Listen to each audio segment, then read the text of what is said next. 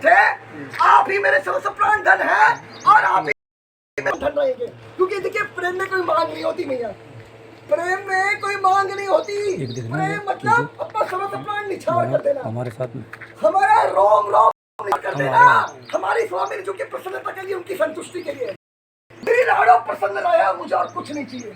मेरी स्वामी जो प्रसन्न रहे, बस यही जीवन का एकमात्र उद्देश्य लक्ष्य होना चाहिए मैया। अगर ये उद्देश्य लक्ष्य है तो यकीन मानिए हमें हमारी लाड़ो रानी मिल जाएगी, प्रेम प्रकट हो जाएगा। ये लोग किशोरी गाँव सब कुछ मिलने आए उद्देश्य हैं, लक्ष्य पर निर्भर करता है मैया। काफी जो हम चाहेंगे वही प्राप्त होगा मैया। सीधा सब सिद्धांत किशोरी गाँव से समझिए। मिलाने लाए हैं। जो हम चीज की चाहना करेंगे, तीव्र इच्छा करेंगे, उत्कंठा लालसा लोभ करेंगे, आकांक्षा अभिलाषा करेंगे,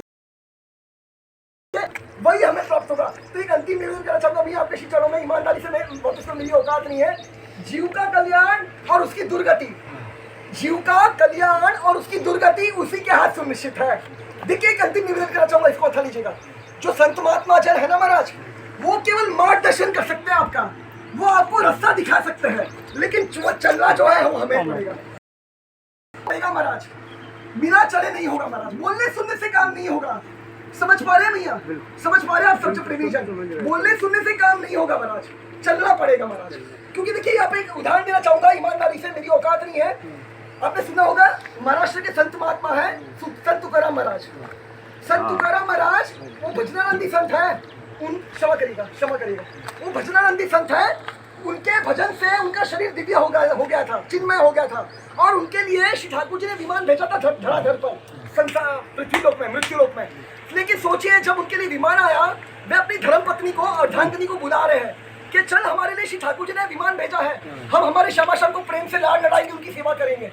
लेकिन उनकी धर्मपत्नी ने मना कर दिया, उनकी धर्मपत्नी ने मना कर दिया।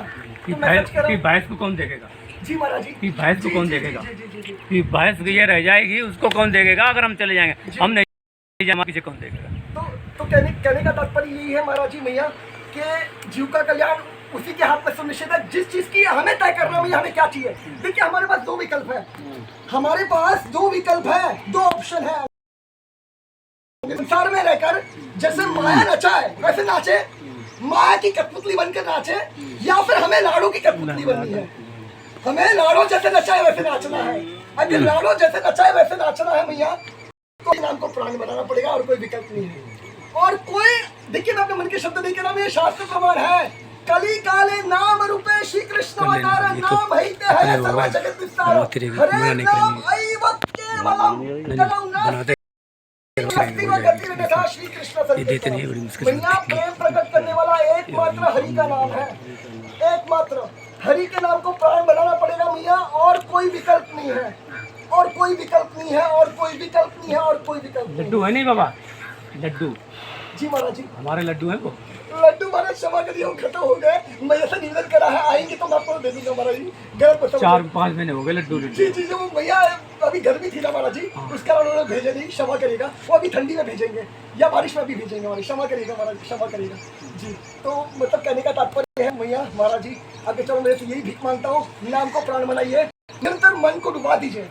श्रवण, भागवत श्रवण, भगवत गीता, भागवत और चैतन्य चरितामृत का श्रवण, और निरंतर नाम का स्मरण, बस।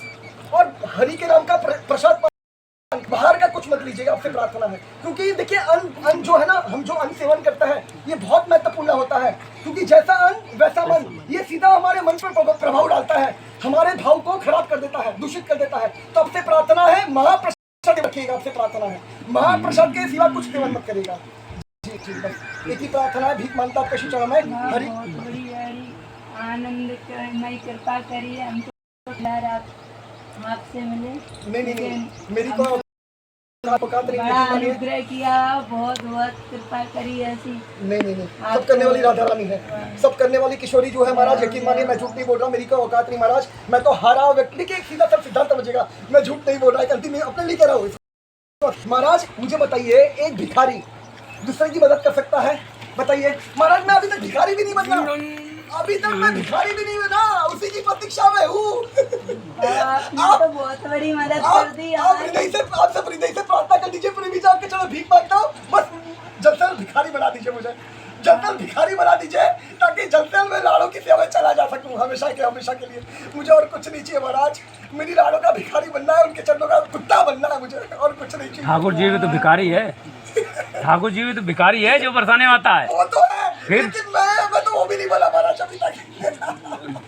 मैं तो वो भी नहीं बोला महाराज, ऐसा नीचे मत बैठिए महाराज, मेरी तो औकात नहीं, मुझे आपसे आप सबको कष्ट होगा, अपराध लग जाएगा महाराज, आपसे प्रार्थना है, मेरी तो औकात नहीं महाराज, आप सबका प्रेम है, क्षमा बड़प्पन करना है। हमने आपको, लेकिन आप ऐसे ही आनंद में डूबे रहो। नहीं, मेरी को औकात नहीं महाराज। इन पहाड़ों का और बरसाने का भी वाह सौभाग्य की इस समय भी आप जैसे संत आनंद सेन का सेवन करके यहाँ का वैभव बढ़ा रहे हैं। श्री जी तो महामहिमामयी है और अपनी महिमा प्रकट आप ही के द्वारा करती हैं महाराज।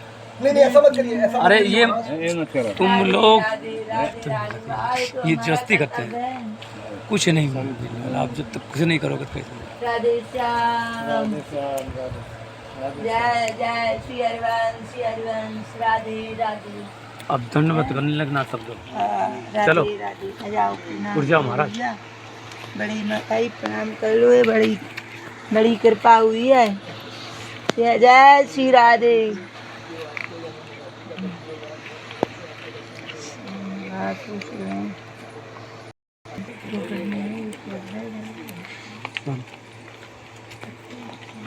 चलो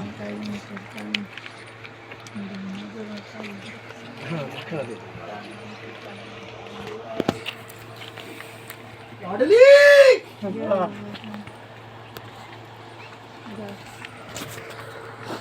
कुछ बोलेंगे तो नहीं दक्षिणा दे दो, आप दे दो दक्षिणा, पन्नी के नीचे रख दो सब। गौर जी ने बड़ा अनुग्रह किया है। गौर जी जय पूरी मेरा दिया बाबा ने यहाँ तक पहुँचा दिया। बाबा आशीर्वाद दे। चलो बाबा। जय जय श्री राधे श्याम।